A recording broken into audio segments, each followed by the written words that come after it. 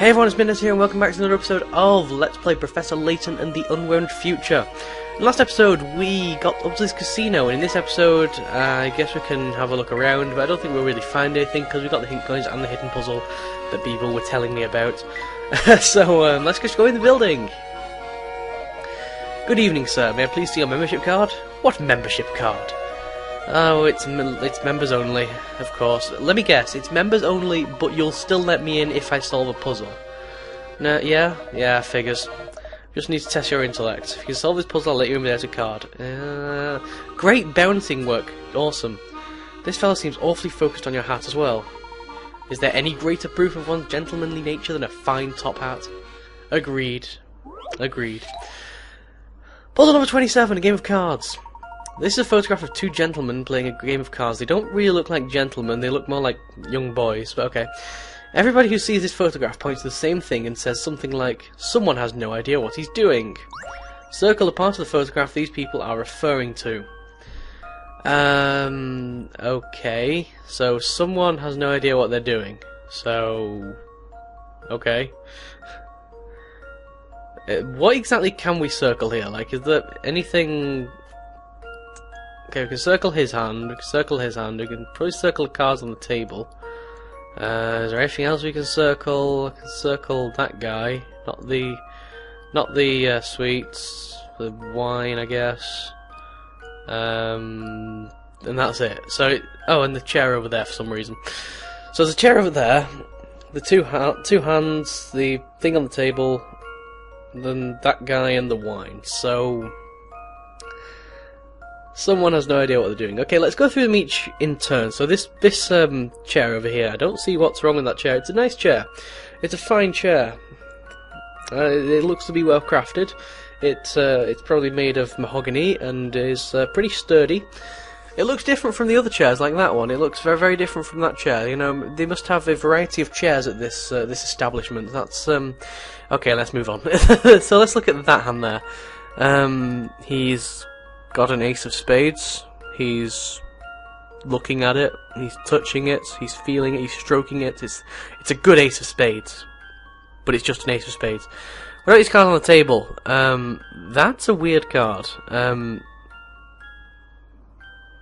don't know what card that is. That's not a club or a... that's not a suit. It's a square. What is that? The number looks like a 2, but it's just a square and a line. I'm gonna say that's probably it. Yeah, I'm gonna say that's probably it, because it's a square. I've got a good feeling about this one. But that's completely wrong. So I've lost more picker I outs. was sure my logic was sound.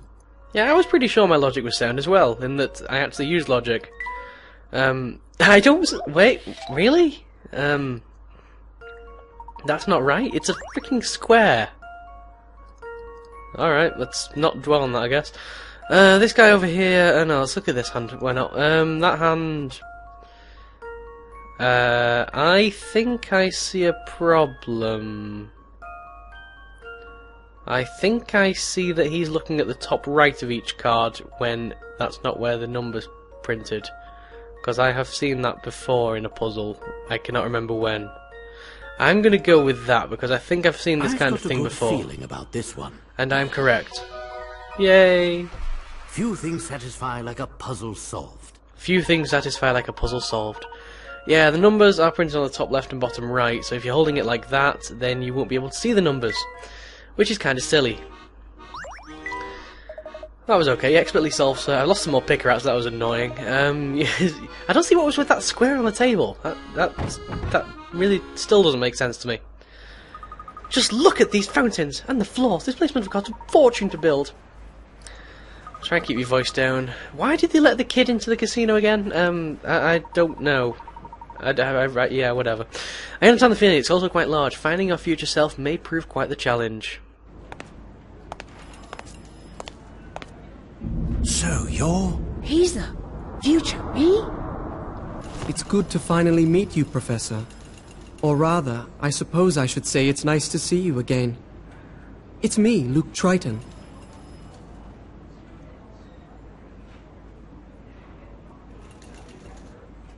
Paradox! Universe explodes. Hello, Luke.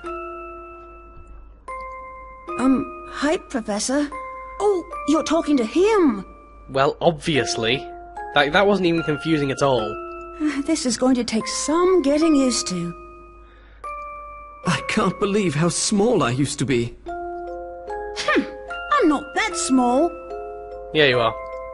So tell me, why exactly did you go through such pains to bring us here? I'll be happy to tell you in just a moment. But before that, I'd just like to verify that I'm dealing with the real Professor Layton here. So let me guess, you're going to give us a puzzle of some kind? Yeah. Who else would I be? Allow me to explain. In my London, it's rare to find someone who doesn't know the name Herschel Layton. In fact, many imposters have come forth recently claiming to be him. Are you saying you think the Professor is a fraud? Professor, if you think back on our adventures together, you may recall a man named Don Paolo. As you know, he was a master of disguise. How do I know the man before me now isn't Don Paolo in another of his costumes? Now that's just rubbish, and you know it. Is it now? He's tricked us before. Who's to say he couldn't do it again? Very well, I'll play along. How do you propose I prove my identity? With some kind of puzzle by any chance? It's quite simple, really.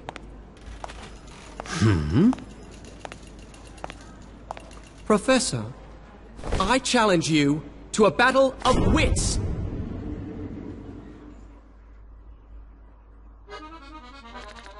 So, puzzle. What exactly do you have in mind? As a cautious man, I'm sure you have questions about my identity as well. So you may prove each other identities and demonstrate the intellects. Puzzle that can only be solved by someone as insightful as a professor. Should you find the solution, I'll give you a chance to present me with a similar challenge. If I am who I say I am, I should have no trouble solving whatever you throw my way. Let's get started. Before us are 4 cards arranged according to a set of conditions. Here they are. First, a heart is next to a diamond. A club is not next to a spade. A heart is directly right of a club. Using these conditions, I challenge you to find the spade. Okay. A heart is next to a diamond, so, okay. If we... Alright, let's just use a table now. So we got 4 cards. H, D, C, S is usually the order I represent them. A heart is next to a diamond, so any of them could be hearts, any of them could be diamonds, okay. A club is not next to a spade. Okay.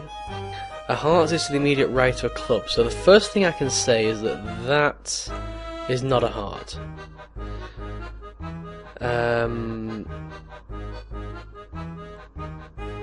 Okay. Can I say anything else? A club's not next to a spade. A heart's to the immediate right of a club. Oh, that one can't be a club as well. Okay.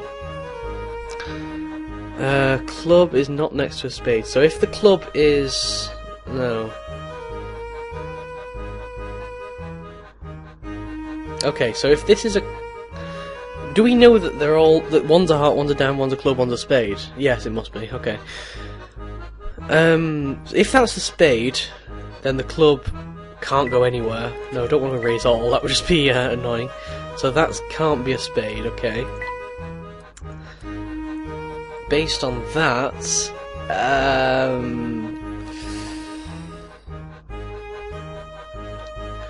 is it trial and error time? A heart is next to a diamond, so yeah, the heart and diamond could be anywhere.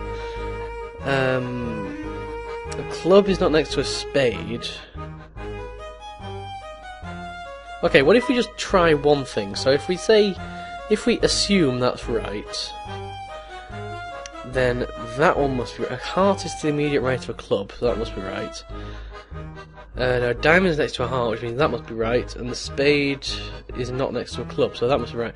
That seems to work, that seems to fit all the rules. A heart's next to a diamond, a club's not next to a spade, and a heart's to the immediate right of a club. That seems to work.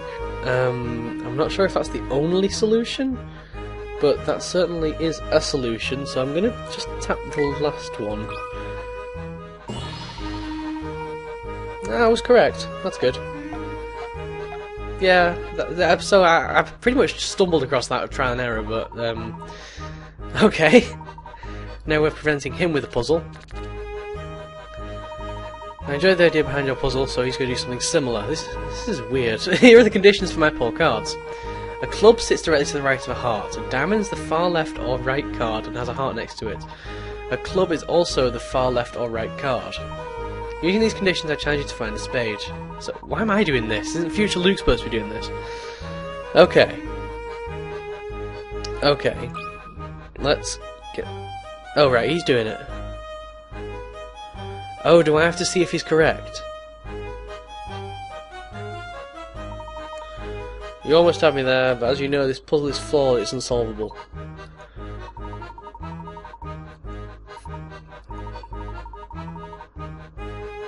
See, I was waiting for that from him as well. So there is no spade. Well done, Layton. Yeah, I noticed that. I definitely noticed that.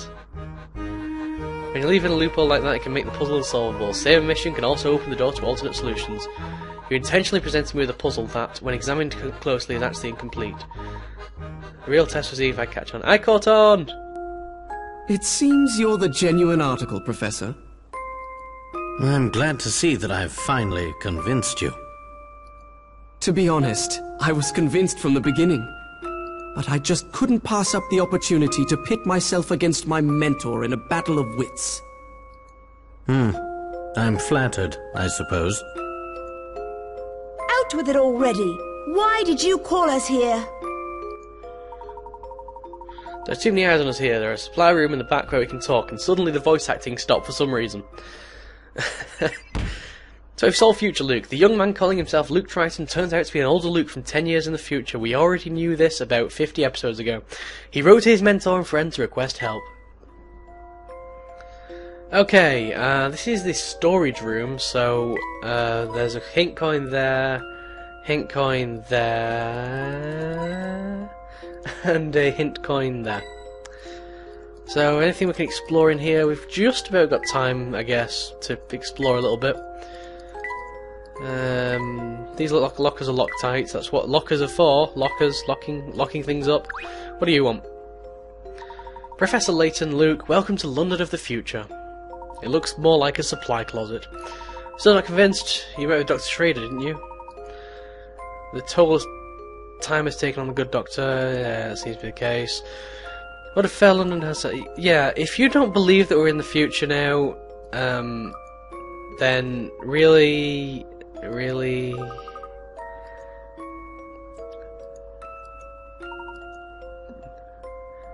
Yeah, Professor Layton's become the new maniacal overlord.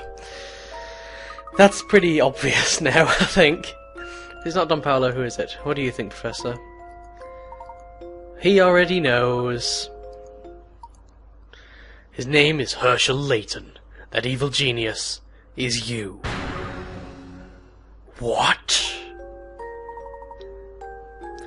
I was afraid you'd say that. That can't possibly be right. I'm sad to say there's no mistake here. They call him the Devil in the Top Hat, and he rules London from the shadows, and he makes everyone wear hats. This is common knowledge to everyone in London.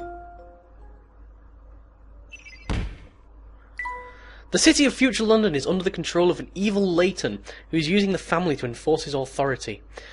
The sight of the Professor, who looks the same as his future self, is enough to spark fear in the townspeople. Tell me more, Luke. More? I don't... He's not talking to you! So just call them Luke A and Luke B. Something like that. How did I rise to rule over all of London? The hat took over your brain. Surely you remember this. That would be the time machine that exploded, judging from the picture. The accident happened just the other day. Not just the other day. Full 10 years since that fateful day. Whoa, that surprises you? The fact that we're 10 years in the future surprises you? I've given up. It was a dark period for London. The Prime Minister vanished, leaving Parliament in utter chaos. Everyone in Parliament in a state of panic. In our time. You yourself witnessed the accident that changed London forever. The demonstration was a total failure, both the Prime Minister and that scientist, Dr. Stangun. Several people, including those two, disappeared in the blast. The force of the explosion killed them.